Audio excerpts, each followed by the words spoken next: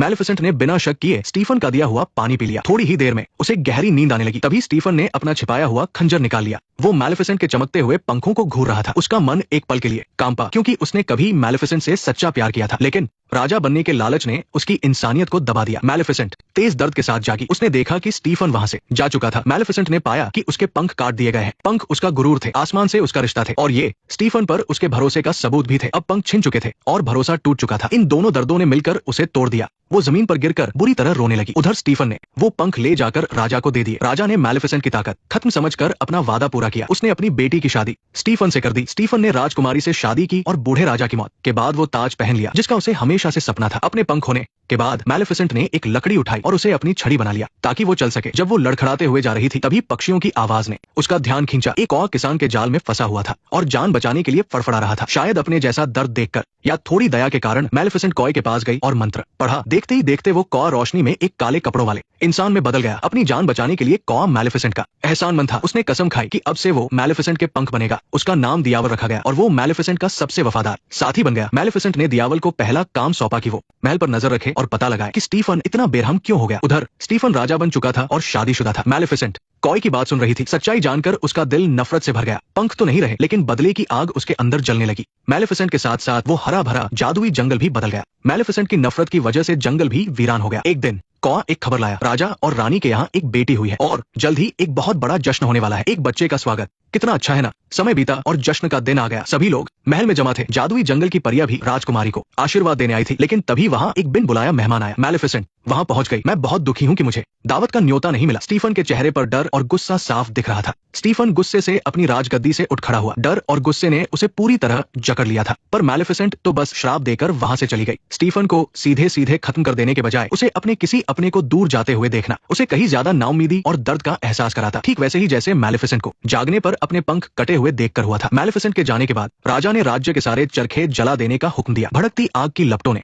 रात के आसमान को तो लाल कर दिया, पर वो स्टीफन के दिल की बेचैनी दूर नहीं कर सकी। वो जानता था कि मैलेफिसेंट का श्राप इतनी आसानी से टूटने वाला नहीं है। साथ ही उसने एक फौज मैलेफिसेंट पर हमला करने के लिए भेजी, लेकिन मैलेफिसेंट ने कांटों से एक बहुत बड़ी दीवार खड़ी कर दी थी। कोई भी इस कभी न टूटने वाली कांटों की दीवार को नहीं तोड़ सकता था और गलती से भी पास जाने पर वो उसे निगल सकती थी। इसके बाद से जादुई जंगल और इंसानों का रिश्ता हमेशा के लिए खत्म हो गया। हमला नाकाम हो चुका था। इन एक के बाद एक झटकों ने स्टीफन को और भी ज्यादा पागल कर दिया। उसने पालने में सो रही अपनी बेटी को देखा और अचानक उसे एक जबरदस्त आइडिया आया। उसने राजकुमारी को जादुई जंगल की परियों को सौंपने का फैसला किया। उसे लगा कि परियां अच्छे दिल की हैं और वे राजकुमारी को कोई नुकसान नहीं पहुंचाएंगी। और सबसे जरूरी बात यह थी कि महल से दूर रहकर राजकुमारी के चरखों के पास जाने का खतरा भी कम हो जाएगा। स्टीफन ने परियों से राजकुमारी को उसके 16वें जन्मदिन के अगले दिन तक पालने को कहा और फिर उसे वापस महल लाने को कहा। मैलेफिसेंट को भी ये खबर फौरन मिल गई, लेकिन परियों को इंसानी बच्चे की देखभाल करना बिल्कुल नहीं आता था। उन्हें यह भी नहीं पता था कि बच्चे को वक्त पर दूध पिलाना होता है और वे अक्सर छोटी राजकुमारी को भूख से रोता बिलखता छोड़ देती थी। वे तो कभी कभी मिट्टी लगी गाजरें सीधे राजकुमारी के पालने में ही डाल देती थी। मैलेफिसेंट को अपने कौवे डायावल से परियों के ठिकाने का पहले से ही पता था, पर उसने सोचा नहीं था कि सबसे पहले उसे राजकुमारी के दिन रात रोने की आवाज से परेशानी होगी। वह खिड़की के पास खड़ी होकर जानबूझकर छोटी राजकुमारी को डराती, लेकिन बच्ची उससे बिल्कुल नहीं डरती थी, बल्कि वो तो मैलेफिसेंट को देखकर खिलखिलाकर हंस देती थी। मैलेफिसेंट कभी खुद सामने नहीं आती थी। वो बस घनी झाड़ियों के पीछे छिपकर अपनी उन हरी चमकती आंखों से झोपड़ी में सो रही छोटी राजकुमारी ऑरोरा को देखती रहती थी। वो अपने वफादार कुवे डायावल से सुबह का सबसे ताजा फूलों का रस मंगवाती और चुपके से राजकुमारी के मुंह में डलवा देती। अपने दिल में आई इस नरमी को छिपाने के लिए वो जानबूझकर झोपड़ी की तरफ अपनी जादुई छड़ी घुमाकर अचानक से थोड़ी बारिश कर देती ताकि परियों को इधर उधर भागते हुए देख सके। उन्हें परेशान देखकर मैलेफिसेंट के चेहरे पर भी लंबे समय बाद मुस्कान आ जाती थी। दूसरी तरफ मैलेफिसेंट के आगे अपनी बेबसी देखकर राजा और भी ज्यादा चिड़चिड़ा होता जा रहा था। बाहर वालों को लगता था कि स्टीफन का सारा गुस्सा अपनी बेटी की सुरक्षा की चिंता की वजह से है, कि वो एक ऐसा पिता है जो अपने बच्चे को बचाने के लिए एक बुरी डायन का सामना कर रहा है। पर सिर्फ स्टीफन ही जानता था कि उस गुस्से की असली वजह उसका गहरा डर था। उसे इस बात का डर नहीं था कि मैलेफिसेंट ऑरोरा को नुकसान पहुंचाएगी, बल्कि डर था कि उसे सालों पुराना धोखा याद आ जाएगा। ये वही था जिसने मैलेफिसेंट के भरोसे का फायदा उठाकर उसके बेखबर होते हुए अपने हाथों से उसके पंख काट दिए थे ताकि उसे राजगद्दी मिल सके। वो अच्छी तरह जानता था कि उसके पास जो कुछ भी है वो सब एक गंदी सौदेबाजी का नतीजा है और वो बिल्कुल नहीं चाहता था कि ये मुश्किल से मिली दौलत और शोहरत मैलेफिसेंट तबाह कर दे। वो पहले हमला करना चाहता था ताकि मैलेफिसेंट के उसे नुकसान पहुंचाने की कोई गुंजाइश ही न रहे। तभी उसके दिमाग में एक धुंधली याद आई। ये कई साल पहले की बात थी जब वो पहली बार मैलेफिसेंट से मिला था और तब मैलेफिसेंट एक अंगूठी से जल गई थी। धीरे धीरे एक शैतानी प्लान उसके दिमाग में बनने लगा। समय बीतता गया और छोटी राजकुमारी बड़ी होती गई। मैलेफिसेंट मुंह से तो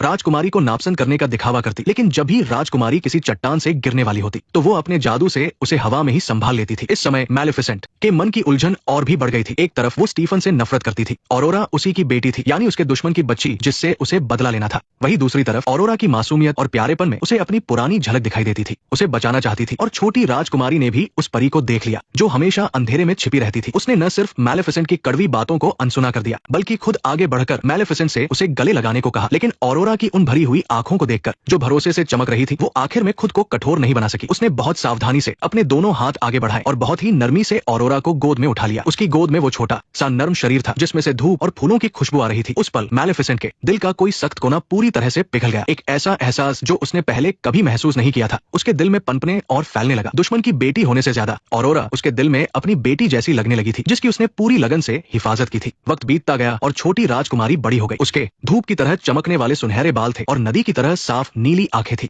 यहाँ तक कि आसपास के छोटे जानवर भी खुद उसके पास आना पसंद करते थे। वो गलती से मैलेफिसेंट को अपनी गॉडमदर समझती थी। मैलेफिसेंट ने इस बात से इनकार नहीं किया बल्कि हमेशा रूखा बर्ताव करने वाली वो भी ऑरोरा के साथ खेलने लगी थी। मैलेफिसेंट और ऑरोरा का रिश्ता और भी गहरा होता गया, लेकिन वो जितना करीब आते गए मैलेफिसेंट को उतना ही ज्यादा अफसोस होने लगा उस श्राप पर जो उसने गुस्से में आकर दिया था। हर रात जब वो ऑरोरा के जन्मदिन के बारे में सोचती तो वो अनगिनत बार अपनी जादुई छड़ी घुमाती और सबसे ताकतवर जादू से उस श्राप को हटाने की कोशिश करती। हरे रंग की जादुई रोशनी उसके हाथों में बनती, मिट्टी और फिर से बनती, लेकिन चाहे वो कितनी भी कोशिश कर ले श्राप टस से मस नहीं हुआ। उसने श्राप देते वक्त एक अटूट कसम खाई थी। ये जादुई दुनिया का सबसे पक्का वादा होता है जो एक बार दे दिया जाए तो श्राप देने वाला खुद भी उसे वापस नहीं ले सकता। बेबसी का एहसास लहरों की तरह मैलेफिसेंट पर छा गया। वो बस अब और भी ज्यादा ऑरोरा के पास रहने लगी इस उम्मीद में कि उसका साथ श्राप से होने वाले दर्द को कम कर सकेगा। वो शुरू से आखिर तक सिर्फ उस धोखेबाज स्टीफन से नफरत करती थी और ऑरोरा तो बेकसूर थी। यहाँ तक कि रोज साथ रहते थे वो ऑरोरा को अपनी बेटी ही मानने लगी थी। ऑरोरा को नहीं पता था कि उस पर कितना भयानक श्राप है और न ही वो मैलेफिसेंट और अपने पिता के बीच की गहरी दुश्मनी के बारे में जानती थी। किस्मत का पहिया उस पल घूम गया जब उसकी मुलाकात राजकुमार फिलिप से हुई। ऑरोरा हमेशा की तरह जंगल में परियों से बात कर रही थी, लेकिन अचानक उसकी मुलाकात पड़ोसी राज्य के राजकुमार फिलिप से हो गई। फिलिप इस बार ऑरोरा के राज्य में उसके पिता से मिलने जा रहा था। बचपन से ही जादुई जंगल में रहने वाली ऑरोरा ने पहली बार दिल की धड़कन तेज होने का एहसास किया। वो फिलिप से दोबारा मिलने का इंतजार करने लगी। पास की एक डाल पर छिपा हुआ कौआ डियावल ये देखकर इतना उत्साहित हो गया कि उसके पंख भी कांपने लगे। उसे लगा कि फिलिप ही उस श्राप का तोड़ है, लेकिन डियावल का उत्साह मैलेफिसेंट पर असर नहीं कर पाया। वो दूर से उन दोनों को खुशी से बातें करते हुए देख रही थी